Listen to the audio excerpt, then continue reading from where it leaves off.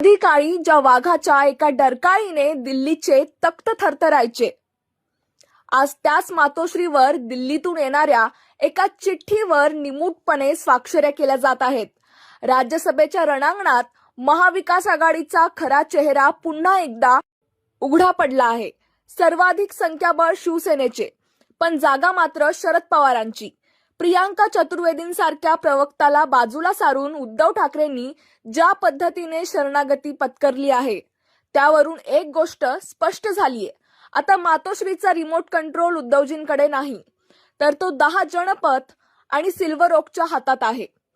दिल्लीच्या गल्लीत अशी उघड चर्चा आहे की काँग्रेस हायकमांडने थेट आदेश सोडला आणि आदित्य उद्धव जोडीने शब्दही न फुटावता मान तुकवली.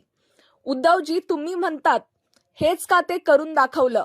स्वतःच्या हक्काच्या जागेवर दावा ठोकण्याची हिंमत ज्यांच्यात उरली नाही ते कसला स्वाभिमान जपणार. कालपर्यंत जे गद्दार गद्दार म्हणून ओरडत होते, आज त्यांनीच आपल्या कार्यकर्त्याच्या निष्ठेचा सौदा दिल्लीच्या दरबारी केला आहे.